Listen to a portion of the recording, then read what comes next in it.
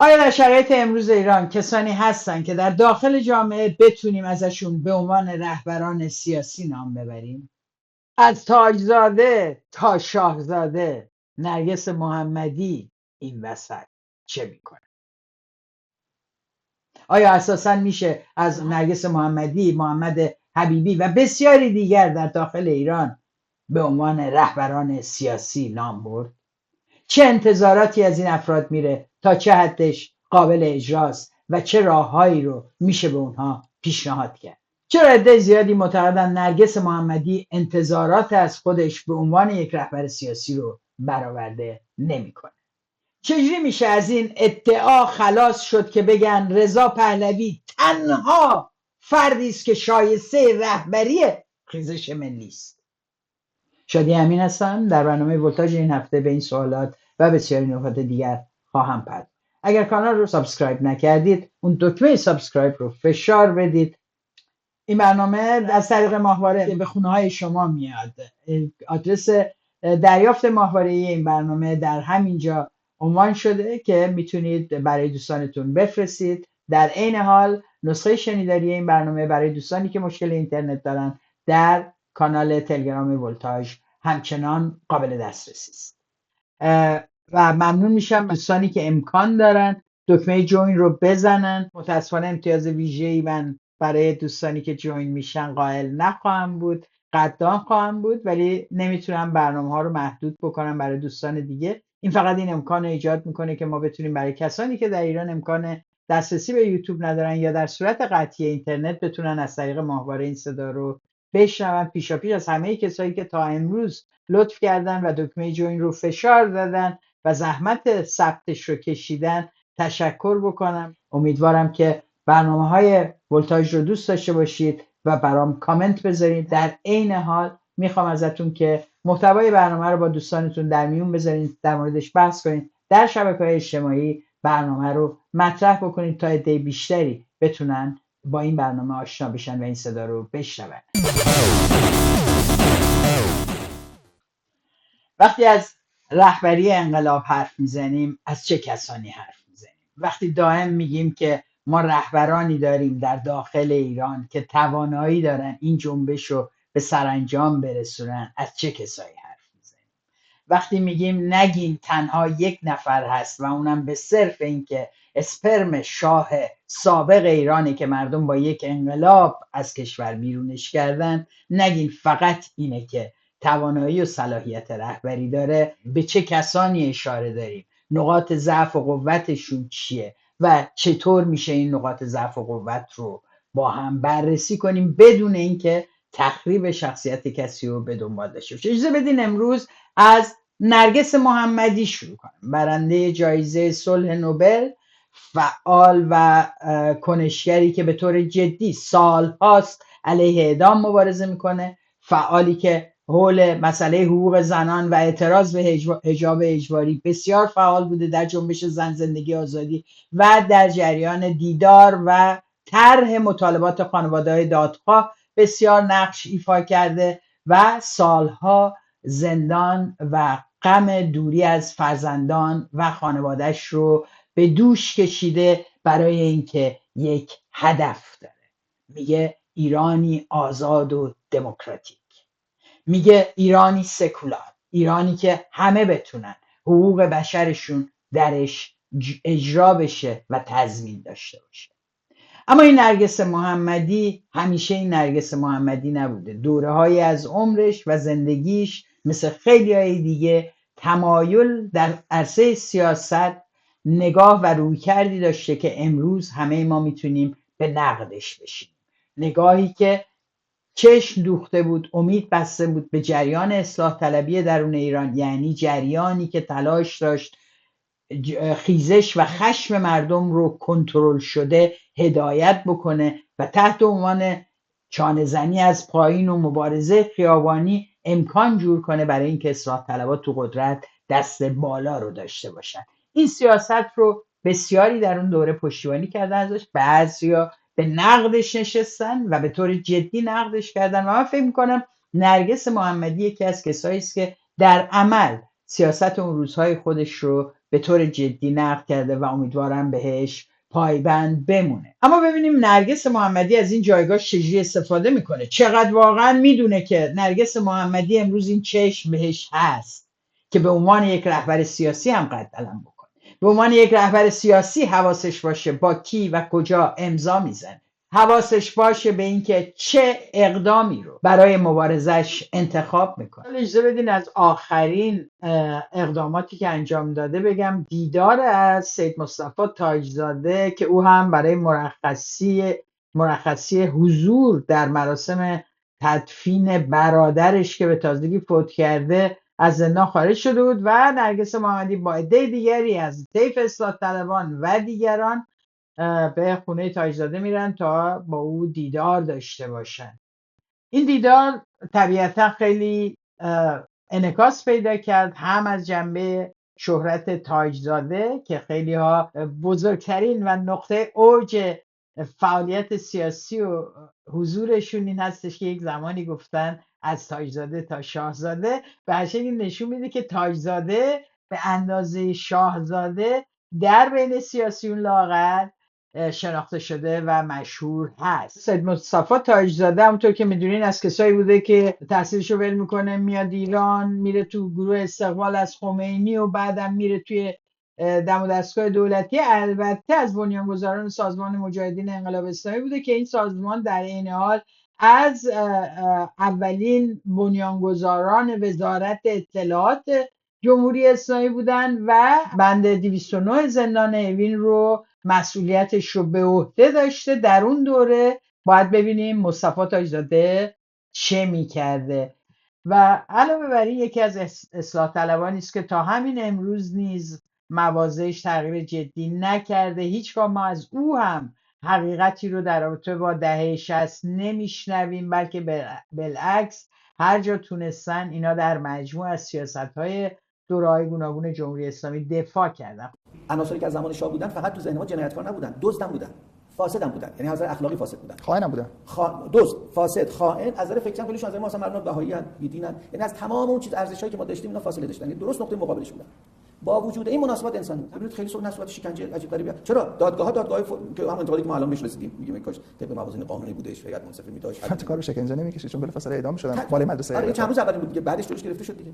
مجموعه اعدامایی که ما کردیم چقدر بود؟ 500 تا نمیشه.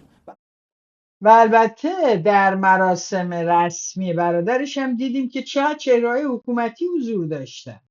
در واقع هنوز تاجزاده لااقل برخوردی که باهاش میشه به عنوان یک خودی 100%، البته از جهات دیگه میشه اینو فهمید، ولی به هر شکل هنوز تاجزاده با جایگاهی که نرگس محمدی داره متفاوت بوده و امروز هم متفاوته و ما این تفاوت رو میبایست ببینیم. مردم حق دارن این تفاوت ها رو یا نقاط اشتراک رو ازش آگاه بشن. این همه حرفه.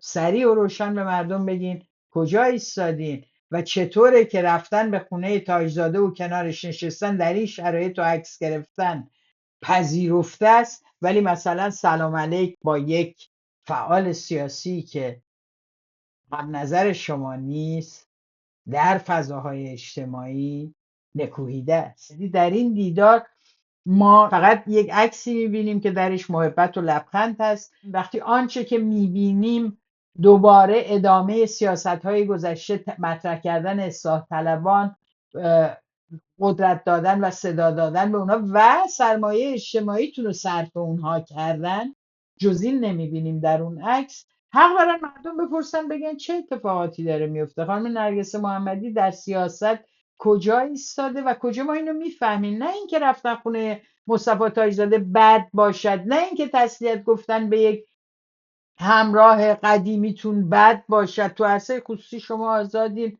با این روابط خودتون کنار بیاین، ولی وقتی تو عرصه سیاست شما چنین دیداری رو میکنین و عکسش علنی میشه، پیام روشنی رو با خودش داره. برای همینه که در پاسخ به اعتراضات مطرح شده مجبورید بیاید بیانیه بدید و توییت بزنید و بگید که اصلاحات مرد و اصرار کنید که اصلاحات بد بود و شما امروز مطمئنین که بد بود. و من اینجا میگم خانم نرگس محمدی، جامعه منتظر نیست ما بیانیه بدیم ما رو بشناسه. جامعه از اعمال و رفتار ما رو قضاوت میکنه. شما 10 تا بیانیه دیگه هم بدین، اون تصویر تو اذهان حکه، بدون اینکه هیچ بیانیه سیاسی در اون موقعیت از شما بشنوه. کافی بود شما اگر این خبر رو منتشر میکردین مینوشتین به دیدار فلانی رفتم، آقای تاجزاده که داره میاد، اما مریم اکبری منفردی در زندان هست که بیش از 18 ساله که یک روز مرخصی برای دیدار فرزندانش نداشته و به خاطر اینکه دادخواه خانواده اعدامی دهه 60 هست. خب اینا رو میگفتید امیدواریم روزی بتونیم اونقدر جلو بریم که حاکمیت رو مجبور بکنیم در مورد این زندانیان هم حقوقشون رو رعایت کنیم. خب این استیتمنت سیاسی، شما از یک موقعیتی استفاده کردین برای اینکه حرفای جامعه‌ای رو که صدا نداره رو بیان بکنید، بعد اون دیدار معنا پیدا میکنه. خب این اتفاق نمیفته. این شما هستین که باید جایگاهتون رو درک بکنید و در عین افتادگی و فروتنی که شما در بسیاری جا از خودتون نشون دادین، در این حال شما باید بتونین نشون بدین که دارین فکر میکنین به موضوعات، دارین تحلیل میکنین و این قدرت شما رو در جایگاهی قرار میده که دیگران به شما نگاه میکنن. اونجاست که یه سری کارا باید دیگه ممنوع است. مثلا توان این که شما یه تیمی اونجا داشته باشین که وقتی سفر میکنید به مشهد برای دیدار با خانواده زندانیان سیاسی، که خیلی هم خوب هست که این کار کردید، این جزء کارهایی است که خیلی بیشتر باید روش حتی حرف زده میشد، این نوع کارها. اما شما فاقد اون تیم هستین، حتی یک نفر همراه شما نیست که وقتی داره از شما فیلم برداری میکنه میرین تا دم خونه آقای هاشم خواستار، در مسیر زیپ کوله پشتی شما بازه. نه اینکه چیز مهمیه ها، هیچ اشکالی نداره، آدم بعضی وقتا یادش میره. خیلی اتفاقی دیگه، این همه مرد رو دیدین تو این جلسات زیپای شلوارشون بازه، اما مایه مضحکه میشه دست مردانی که منتظرن خطا ببینن از زنان. و اساسا چرا نباید خانم نرگس محمدی کسی همراهش باشه که حواسش به این نکات باشه؟ میدونی نشون میده که کارها اونجوری که باید دقیق محاسبه نمیشه. این اون مشکله و ما باید نشون بدیم که کار رو دقیق و تا به آخر انجام میدیم و نشون بدیم که در مشورت و زیر نظر دیگران که بهشون اعتماد داریم با همون همراهن کار میکنیم. ما آدمای تکرویی که خودمون تصمیم میگیریم خودمون میریم جلو و اصلا نگاه نمی‌کنیم ببینیم گوشه کنار این مملکت چه خبره نیستی. اینو باید نشون بدین دیگه. کجا من اینو میبینم؟ بعد همه اینا اشکالات تا حالا میاد جلو و خیلی جاها که لازمه کسی مثل نرگس محمدی حضور داشته باشه، اصلاحات کارگری شکل میگیره، بیش از 50 روز 60 روز طول میکشه و ما این حضور رو نمیبینیم. اینجاست که پیوند جنبش‌های اجتماعی که رو کاغذ که حاصل نمیشه، پیوند اونجایی حاصل میشه که نمایندگان جنبش‌های اجتماعی گوناگون با مندیت و وکالت جامعه رو که نمایندگیش میکنن میرن با هم گفتگو میکنن، میرن با هم میشینن، میرن به هم ابراز همبستگی میکنن، میرن با هم مبارزه خط و مشی مبارزه‌شون رو تدوین میکنن، از هم دفاع میکنن. خب شما به عنوان نرگس محمدی برنده جایزه نوبل زندانی سیاسی فرد مورد احترام برای بخش زیادی از به خصوص فعالین زن، فعالین حقوق بشر، انگار این نقش رو برای خودتون قائل نیستید، انگار باور نکردید. بذار خودمونی بگم، ما میشین میریم خونه آقای عبدالفتاح سلطانی که آدم بسیار شریفی از تولدشه، ولی شما در یک صحنه عمومی دارید ایفای نقش میکنید.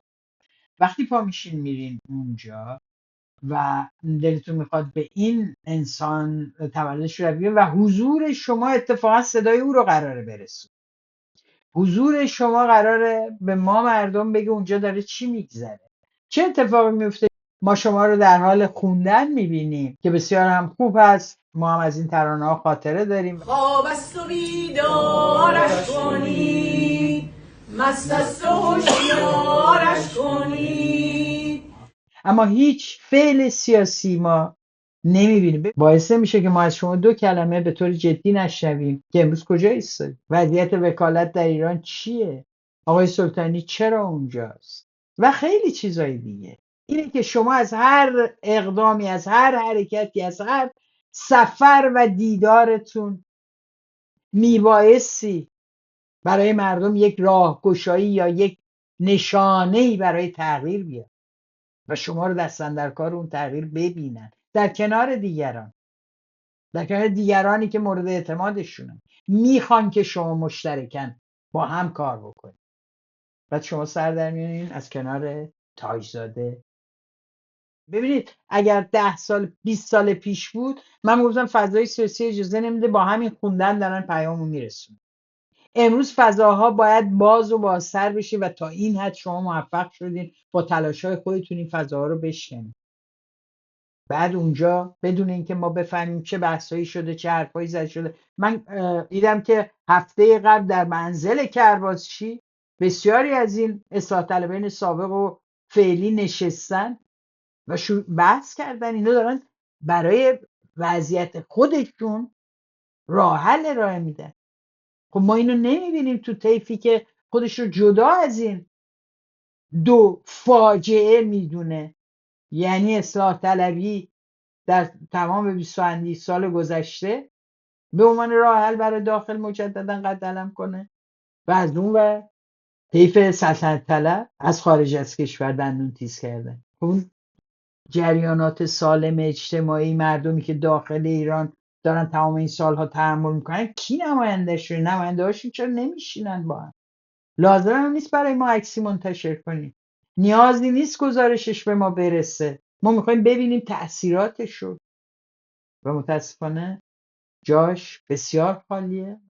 اینا مهمه که سرش حرف زده بشه. من راه حل نهایی رو ندارم، نمیدونم هر کسی موقعیتش چیست و چگونه میخواد پیش ببره، ولی ما نیاز به رهبران میدانی داریم که همو بشناسن، بتونن با هم تماس داشته باشن، بتونن راجع به مطالباتشون حرف بزنن، بتونن همبسته حرکت کنن، اصلا پشتیبانی کنن. و این اون اتفاقیه که بسیاری از مواقع دور از چشم ما میفته، چون باید دور از چشم حاکمیت هم باشه، اما نتایج شما میبینید. به جای همه این کارهایی که البته نکردید، کارهایی هست که میکنید و همچین ضروری نیست این جنبش رو نه تنها یه قدم جلو نمیبره، بدتر مواضع شما رو برای ما ناروشن میکنه. این همه سال نرگس محمدی دارای شبکه‌های اجتماعی و صفحات گوناگون در اینستاگرام، فیسبوک، توییتر و غیره، به یک باره امسال در 7 آبان یاد کوروش میفتن. ما باید چجوری فکر کنیم؟ بیانیه میدن که آی کوروش اصلا خیلی مسئله مهمه و ما باید بازگشت کنیم، از اون دوران درس بگیریم و اون رو بکنیم زندگی آیندم. 7 آبان در تاریخ سرزمین ایران روز کوروش است. ما کوروش را از منظر جایگاه اندیشه انسانی و اخلاقی بزرگ می‌دانیم. کوروش رهبر خردمندی است که در تاریخ دوردست جلوه‌ای از یک رهبری متفاوت از خود بر جای گذاشته که بخشی از میراث فرهنگی و تمدنی ماست. میراثی که هم به عنوان یک ایرانی بدان افتخار می‌ورزیم و هم در این وضعیت آشوبناک در جهان و در منطقه و سرزمینمان بدان میراث نیازمندیم. ما باور داریم باید به آن ابداعات هنجارین و فرهنگی او رجوع، فهم و زندگی کنیم. این چه گفتمانه؟ شما در واقع تحت تاثیر فضایی که دیگه جمهوری اسلامی هم واردش شده، یعنی ملیگرایی که در سطح جهان، البته در کشورهای گوناگون ما داریم، در خود کشور آلمان جایی که من زندگی میکنم ما با این مسئله روبروییم. برای چی فکر میکنین احزاب دسترسی دائم قدرت میگیرن؟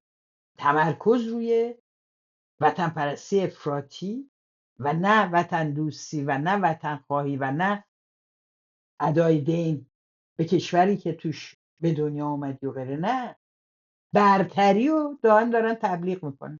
خانم نرگس محمدی انقدر از این فضا روش تاثیر میذاره، چون سلطنت طلبها که از اون دیگه اصلا خودشون کشتن. کنفرانس کوروش رو برین، پاسارگاد رو برین پای کوروش رو چقدر سخنرانی کردن در مدح کوروش. تو برنامه قبلی براتون نمونه‌هایشو آوردن. اینه که اطلاعیه دادن برای 7 آبان روز کوروش که خانم نرگس محمدی به یادتون افتاده، در ادامه همان روش سلطنت طلب هاست که دارن به عقده ها و تحقیر 46 ساله جمهوری اسلامی پاسخ میدن. که ملیتشون و ایرانی بودنشون رو به سخره گرفت و تحقیر کرد و ازشون میخواست یک امت اسلامی بسازه. شما دارین با این کارت بازی میکنین، کارت ملیگرایی، در بازی که مردم توش گم بشن. از اون ورم جمهوری اسلامی از همین روش داره استفاده میکنه. دقیقاً پس از جنگ 12 روزه تاکتیک جمهوری اسلامی پرگاز برای رفتن به سوی جذب گرایش ناسیونالیستی در اون جامعه است. از ایران شروع شد تا کنسرت هایی که دارن میذارن، تا فضایی که تو جامعه مجبور شدن باز بکنن، تا میدان انقلابشون که توش مجسمه شاپور میاد. ایستادن میراث ایران است.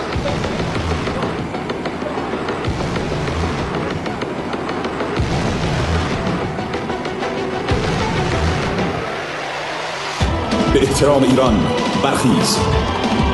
به احترام ایران برخیز. ایران زانو نمیزند، اما شما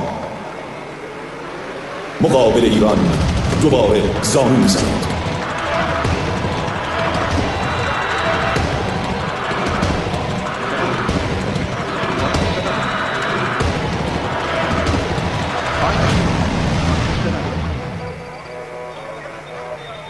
تمام میدون رو موکت قرمز میکنن و صندلی میچینن تا از یک پیروزی شاهانه در دوره ساسانی پرده برداری کنن. این جمهوری اسلامی، این ملیگراییش.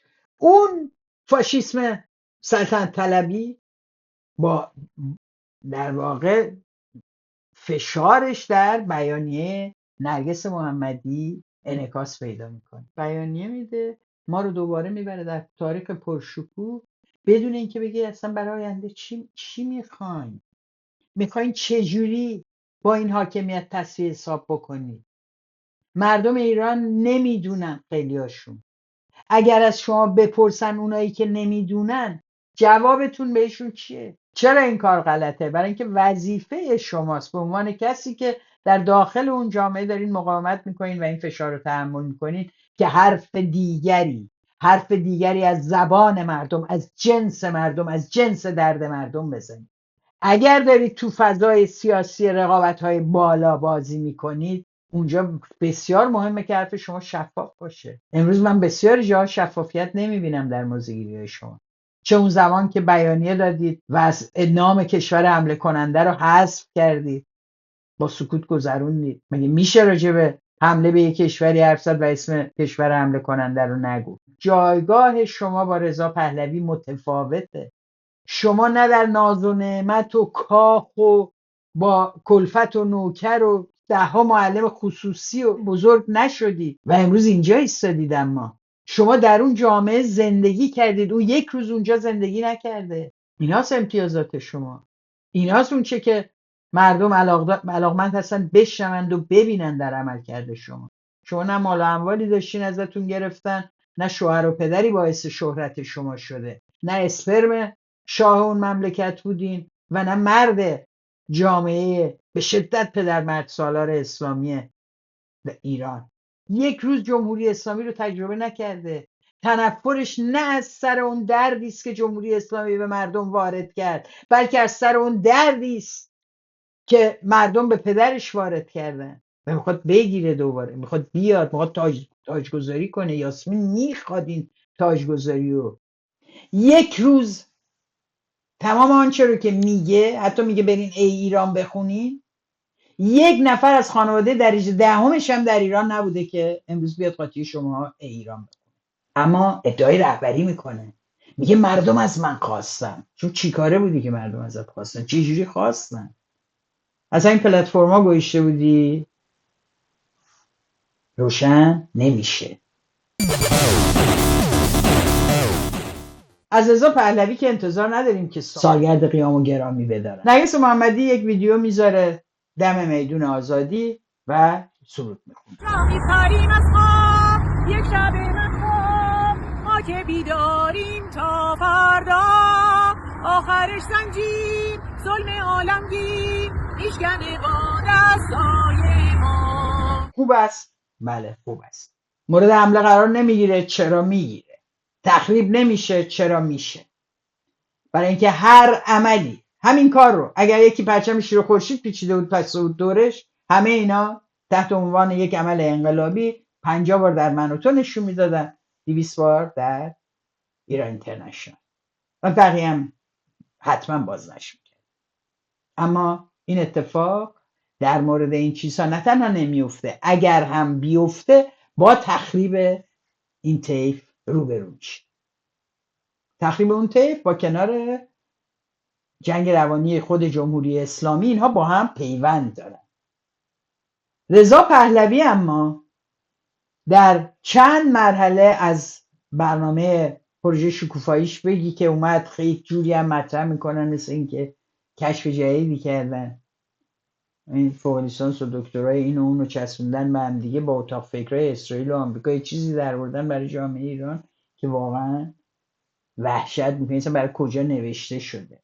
برین، توصیه میکنم حتما حکومت نظامی در 20 شهر ایران رو ببینید از سلسله برنامه‌های ولتاژ که در کانال موجوده تا بفهمید دارم راجع به چی حرف میزنم. رضا پهلوی میاد میره این ور اون ور مصاحبه میکنه و در این کنفرانس و اون کنفرانس سعی میکنه خودش رو وارد بکنه یا پیام میده تحت عنوان آی مردم چه بکنید، مهرگان است، این است، حتی در تعطیلات هم بود باز دوباره پیام میده، اما به عنوان رهبر خودش رو وارد صحنه میکنه.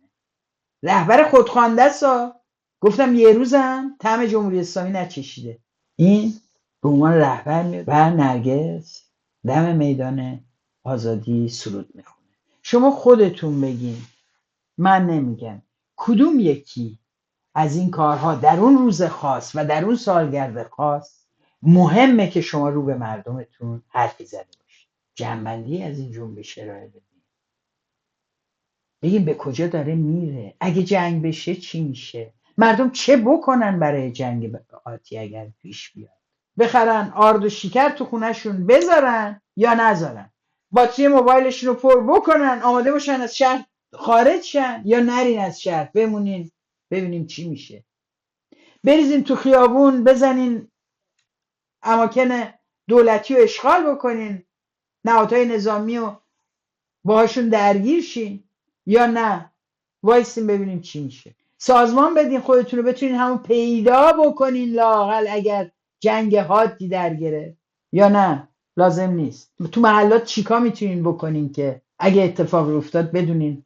همسایتون شمارش چیه، چه شبکه هایی لازمه ایجاد بشه امروز که اینها شبکه های آتی هسته های انقلابی هستن که فردا تو خیابون ها باید بریزن.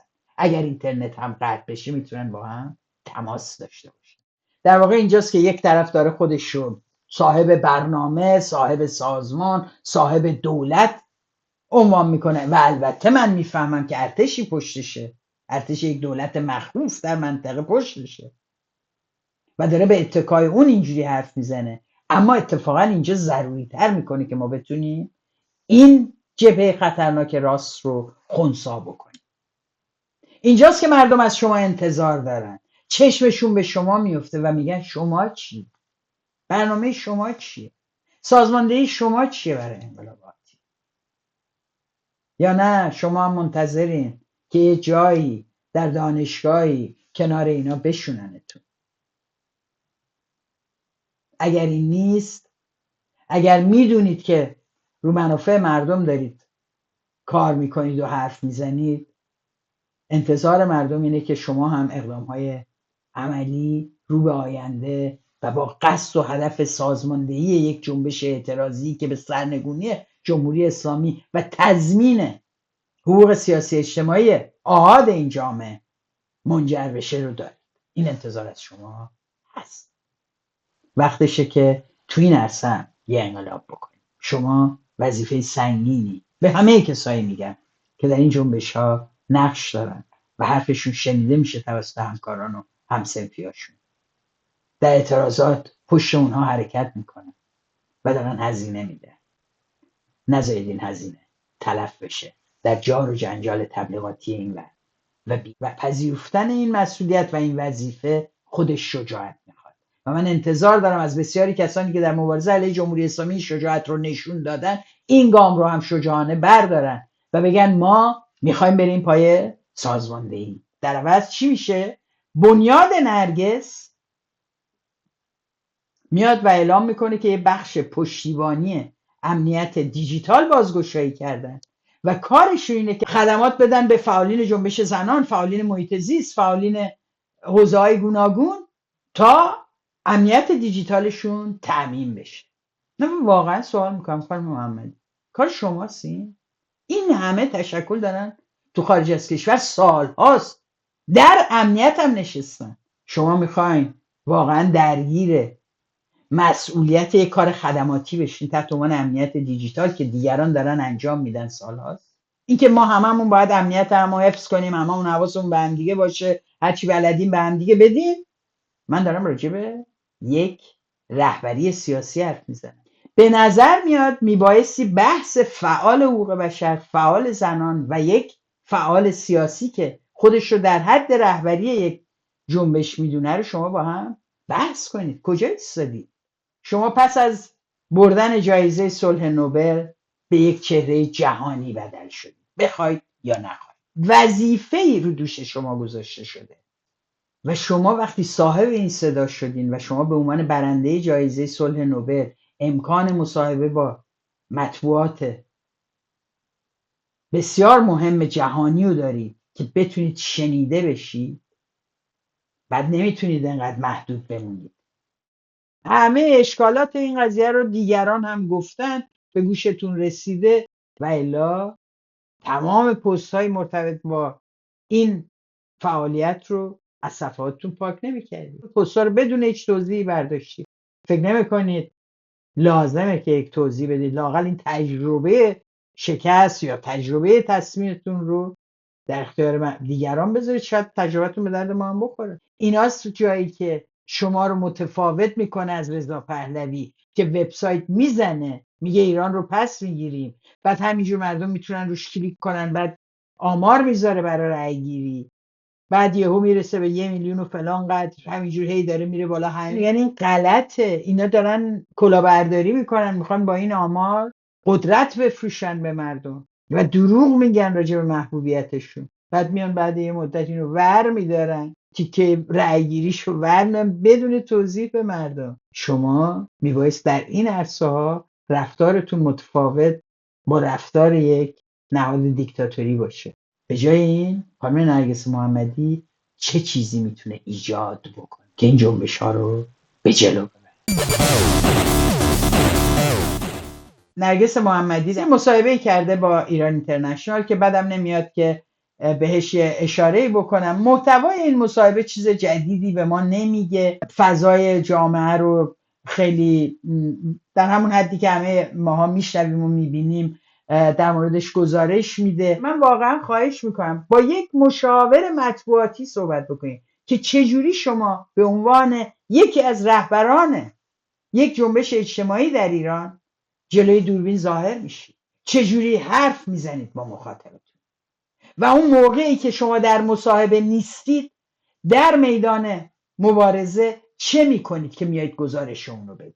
قاعدتا در فاصله دو مصاحبه‌ای که شما دارید یک اتفاقایی افتاده، شما کاری کردید، بیایید راجع به اون حرف بزنید، راجع به پیشرفت کارهاتون حرف بزنید، راجع به اقداماتی که کردید حرف بزنید. همه اینها رو ما نمیبینیم.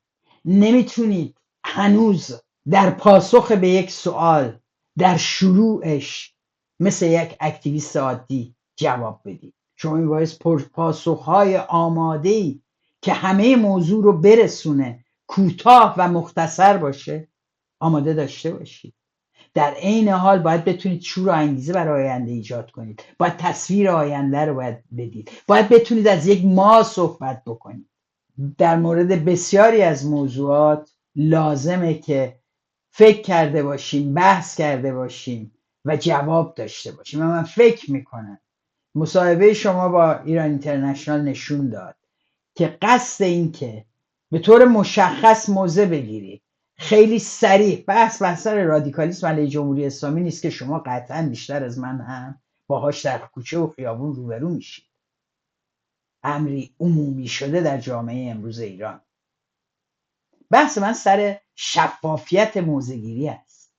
شما و بسیاری کسان دیگه در جایگاه شما امروز میبایست شفاف موضع‌گیری کنن، مردم بدونن این دارن چی میگن، با کی همراه هستن، از چه سیاستی پشتیبانی میکنن. و این در گفته‌های شما زیر حاله‌ای از غبار مسائل عام و عامه پسند گم میشه. اینجاست که وقتی اون شفافیت گم میشه، نرگس محمدی در نقش رهبری سیاسی هم رنگ میبازه و تبدیل میشه به یک اکتیویست سابقا زندانی و در معرفیاشون هم اونجوری استفاده میکنه. حالا ممکنه که نرگس محمدی بیاد بگه من خیلی آدم خوبی هستم و اصلا خوشم نمیاد به من بگین رهبر و من رهبر نیستم و اصلا این حرفا چیو، ما اصلا فرقی نداریم، هممون این رهبر توی رهبر منم، هممون رهبریم، هممون هم ره میبریم هم ره میاریم. این تک و تعارفا رو بذاریم کنار. بنده هم ادعا نمی کنم که مردم در خیابون‌ها در اوج جنبش زن زندگی آزادی منتظر بودن ببینن نرگس محمدی، نسرین ستوده، ایکس ایپسیلون بهشون چی میگن. اومدن کارشونو کردن و کارشون رو باز هم خواهند کرد. اما اگر این کارها نتونسته نتیجه قطعی نهایی به نفع خواسته های مردم رو بگیره، اینه که اون کسانی که میتونستن نقش رهبری بازی بکنن و وظیفه داشتن سازماندهی لازم رو در این رابطه کرده باشن، در دوران نبود اعتراضات خیابانی یا فروکش کردن اعتراضات مردم در زمان استراحت بین جنبش‌های اجتماعی نتونستن از این فرصت استفاده کنن و این آتش‌بس‌های موقت رو به نفع سازماندهی و تقویت جایگاه تاثیرگذار خودشون استفاده بکن. اینا رو نمیگم برای اینکه فکر کنین فرصت ها از دست رفته. فرصت های باقی مونده هم فرصت های بسیار غنیمتی هستن که باید ازشون استفاده بشه. و برای مایی که دل میسوزونیم برای این جنبش و سالها زحمت کشیدیم، بسیار مهمه که امروز چه کسانی رو لااقل ما فکر میکنیم که اعتباری دارن که بخشی از این جنبش رو نمایندگی بکنن. یعنی اگر قرار است رهبری در داخل ایران شکل بگیره، میبایستی افرادی چون او، چون رهبران جنبش کارگری، چون رهبران جنبش معلمان، بازنشستگان، اینها باشن که با هم جمع بشن و بشینن و حرف بزنن و تصمیم بگیرن. اما چرا این اتفاق نمیفته؟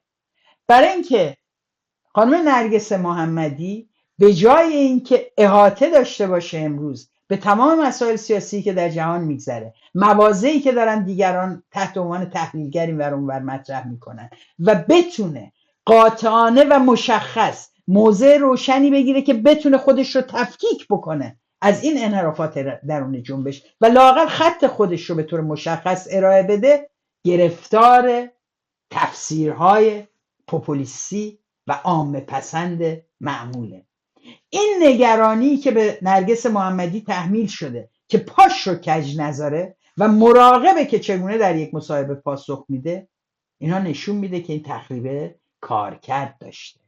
وقتی فیلم رقص نرگس محمدی از زندان رو پخش کردن و ابزاری شد برای اینکه سرکوبش کنن، تخریبش کنن و مسخره بکنن زانو دردش رو، مسخره بکنن ناراحتی و رنجش در زندان رو به عنوان یک زندانی و تبلیغ کلوب اوین بکنن و بگن اوین مثل یک کلوب شبانه است، اینا هم دارن حال میکنن، به جای اینکه پیام اون رقص رو بگیرن که میگه مقاومت در همه جا جاری است، ما حتی در زندان برای روحیه دادن به هم چنین همبستگی و شبهایی رو با هم سر میکنیم و زندانبانان رو آسی میکنیم. این فیلم و برخی از شیوه‌های تخریبی دیگه‌ای که دستگاه امنیتی جمهوری اسلامی به کار برد و سلطنت طلبان به شدت پشتش ایستادن و با مسخره کردن هیکل و قیافه و شعار دادن نرگس و صداش و موهاش و همه چی شروع کردن فحاشی کردن بهش، تا حدی که هزینه دفاع از نرگس محمدی رو آنچنان بالا ببرن که خیلی از کسانی که قبلا ازش دفاع میکردن یا در حیطه‌ای بودن که ازش حرف میزدن امروز سکوت کردن یا جرأت ندارن زیاد حرفی بزنن. بعد چنین تلاش میکنن بی اعتبارش کنن، چون نرگس محمدی نیومد بگه از امروز تا ابد جاوید شاه و ما هیچ راهی نداریم جز رضا پهلوی همه بریم حولش متحد بشیم.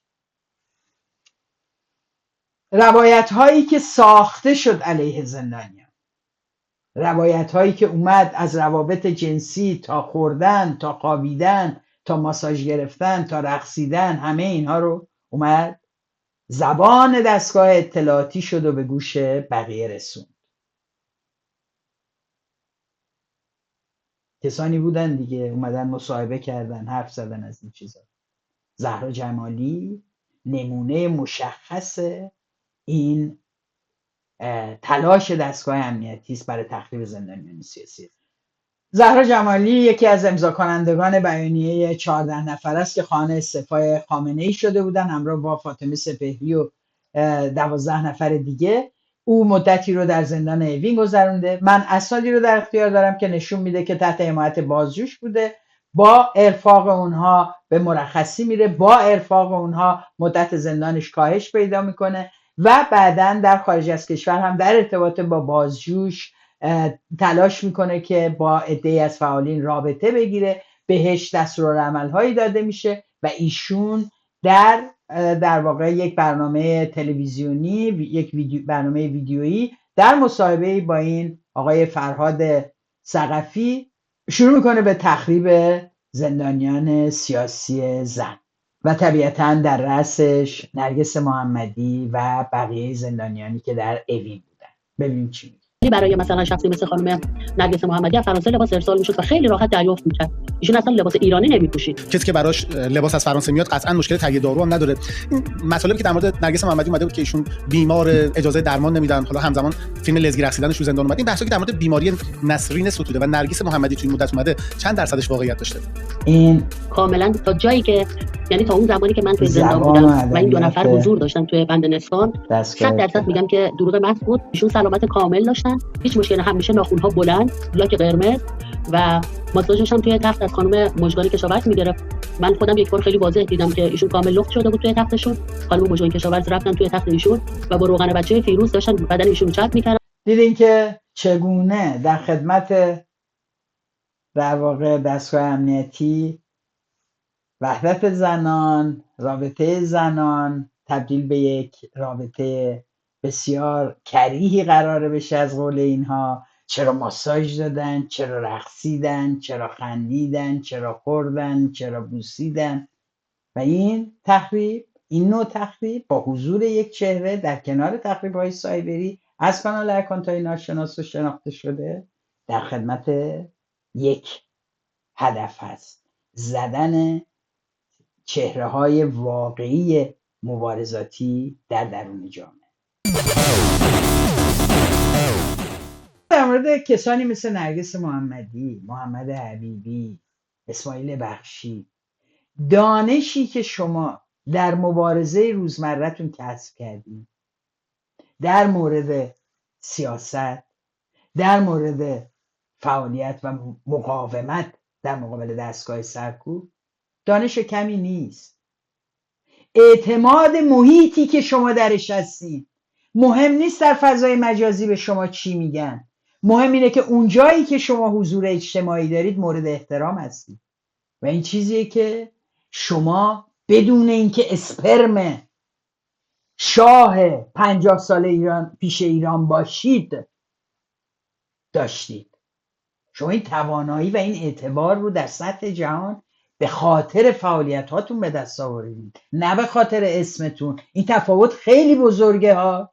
این تفاوت بزرگ رو اگر اسماعیل بخشی، اگر محمد حبیبی، اگر بسیاری دیگر از مبارزین داخل، رضا شهابی و جدی نگیرن که شما اسمتون اگه به گوش من و هزاران چون من در ایران رسیده به دلیل فعالیت و مقاومتتون بوده. نرگس محمدی هم از این قاعده مستثنا نیست. این اون چیز مهمیه که حتی اگر شما رو در تمام دهات ایران نشناسن، اما اگر شما را بشناسند به شما احترام خواهند گذاشت، چون شما از خودشونی، شما توی دل اون مردمی، از جنس خودشونی. اگر بمبی قراره بیفته شما رو هم تهدید میکنه. شما در واشنگتن یا در لندن ننشستید. برای همین حرفای شما حرفایی است که به دل اون مردم میتونه بشین و درکش میکنه. اینه که اتفاقا وظیفه پیدا میکنیم که مشخصتر، صریحتر و رو به آینده تر با یک جمعی تبادل نظر کرده و این مواضع رو در اختیار مردم بذارین. مردم باید وقتی به شما گوش میدن بگن واو این درسته. برید ببینید سخنرانی کسانی مثل رهبر ضد پوتین و از مخالفین پوتین در شوروی، ناوالنی رو ببینید. آخرم پاشد سوار هواپیما شد، با یه عالمه خبرنگار برگشت روسیه. پوتین هم انداختتش تو زندان، بعد از مدت کمی هم تو زندان به قتل رسوندش. ولی این آدم در زمان حیاتش، در زمان حضورش، ببینید چجوری موضع میگرفت، ببینید چجوری یه کانال ویدیویی درست کرده و شروع کرده پخش نظراتش و چجوری همه چی رو زیر نظر داشته که تو اون جامعه داره چه اتفاق میفته و چه کاری باید برای فردا بشه. شجاعت رو که داشت، توان ایده پردازی، توان این که برای آینده قدم برداره و نقشه بکشه و شجاعت داشته باشه به مردم بگه این راه درسته، پشت من بیایید بریم. شما چون در داخل جامعه هستید اتفاقا میتونید بگید پشت من بیایید، من خودم جلوی شما میام. شما از دور ننشستین مثل من همینجوری بگین این کارا خوبه این کارا رو بکن و این به شما اعتبار میده. از این اعتبار، از این احترام جامعه به خودتون باید بهترین استفاده رو در خدمت اتفاقا همین مردم و همین جامعه بکنید. شاید به نظرتون اینا کارهای خیلی سختی بیاد، ولی کارهایی هست که ساده تره. شما این عزیزانی که در ایران در این جنبش‌های اجتماعی دخیل و فعالن، ارتباطات اجتماعی وسیع دارن، چیزهایی از جامعه میگیرن، حرفهایی دارن و هر روز میتونن تفسیر و تحلیل سیاسیشون رو تو 10 دقیقه توی ویدیو منتشر بکنن. منتظر نشین که فلان خبرنگار ایران اینترنشنال با شما مصاحبه کنه بعدم اونجوری بریده و با بی‌احترامی منتشرش بکنه. شما میبایستی تریبون‌های خودتون رو مستقل از این قدرت‌ها ایجاد بکنید و امکانش هست امروز و شما هم میدونید که میتونید از چنین امکاناتی روزانه نه هفته یک تفسیر بذارید، هفته یک بار توضیح بدید وضعیت خیابون‌های شهرتون چجوریه، وضعیت محیط کارتون چجوریه، وضعیت زندانی که توش بودید یا زندانیانی که بودن چجوریه، عکس‌العمل جامعه به اعدام‌ها چگونه و شما چگونه فکر میکنید چجوری میشه از این بحران گذر کرد. بازم میگم سوالات بسیاری هست که شما بهش پاسخ ندادید، دیگران دارن پاسخهای غلط میدن و اگر پاسخهای درست ما امروز به گوش مردم نرسه امکان انتخاب رو از اونها میگیرید. شما حرفهای خودتون رو باید بزنید، شما باید حرفهای خودتون رو بزنید. اگر به صدها و هزاران نفر هم برمیخوره ولی باید شفاف و مستقیم حرف بزنید و این اون چیزیست که جامعه امروز بهش احتیاج داره. آنچه که فکر میکنید درسته برای آینده ایران باید به زبون بیارید و برای رسیدن بهش تلاش کنید، سازماندهی کنید، با جنبش‌های اجتماعی دیگه ارتباط بگیرید. من فکر نمی‌کنم لازم باشه من وارد ریزش بشم، اما مبارزه سیاسی شما یک مبارزه در کف خیابونه. یعنی شما راه میرین تو خیابون، آدم‌ها دارن نگاهتون میکنن، شما از این نگاه دیده شدن باید به نفع یک جنبش اجتماعی استفاده کنید. این کل صحبت منه با نرگس محمدی عزیز. امیدوارم این حرفا رو همونطور که از دل برخاست بر دلش بشینه و بشنوه. امیدوارم که جدی بگیرن و در ارتباط با بقیه دوستان، همکاران و غیره حرف بزنن. اینها تجربیاتی نیست که ارزون به دست اومده باشه، تجربیات بسیار گرانبهایی است و امیدوارم ازش استفاده بشه. ما ننوشتیم، شما اما شنیدید روایت ما. مرسی از شما که تا این لحظه با من بودین. میدونم که برنامه امروز شاید برای شما این بود که رو به چهره‌های الیت جامعه است، ولی در واقع تک تک شما رو دلم میخواست به فکر بندازم که ببینیم چه وظیفه‌ای در قبال خودمون، آیندهمون، سرنوشت کشورمون و مردممون داریم. در واقع تصفیه حساب با جمهوری اسلامی برای همیشه منوط به این هستش که ما از امروز چه جایگاهی رو اشغال میکنیم، چگونه در این مبارزه وارد میشیم و نقشه و راه آیندهمون چیست. تأکید میکنم همه این حرفایی که من زدم برای اینه که ما نیاز به کار تیمی و جمعی و بهش بیشتر فکر بکنیم و بدونیم کار جمعی، اتحاد و وحدت یک جمع عددی عده‌ای از افراد نیست، بلکه شما میبایستی نه به صورت مکانیکی دور هم جمع بشید، بلکه ضرورت‌های دنیای مادی و واقعی شما رو گرد هم بیاره. برای همین اون وحدتی ممکن است که در داخل جامعه به ویژه در محیط‌های کار شکل میگیره. از این جنبه هستش که فعالین داخل ایران وظیفه سنگین‌تری بر دوششون میشه. اونا امکان دارند که چنین تجمع‌ها و تشکل‌هایی رو ایجاد بکنن، همونطور که بخش زیادیش ایجاد شده و در تمام این سالها مبارزه کردن، بیانیه دادن و منشور 20 تشکل و نهاد سیاسی نمونه یکی از این کارهای ارزشمند و ماندگار هست در تاریخ جنبش دهه اخیر. این بحث‌ها و حرفایی که میزنیم امیدوارم که از طریق شما به دیگران هم منتقل بشه. نذارید این صدا در همین حد بمونه، بذارید این بحثا بره و به دیگران هم برسه. ممنون از شما که همراه من هستین. مرسی که اگر دوست داشته باشید این برنامه رو برای دوستانتون و گروه های دوستیتون میفرستید و دلم میخواد ازتون بخوام که مثل همیشه ولتاژ رو دوست داشته باشید.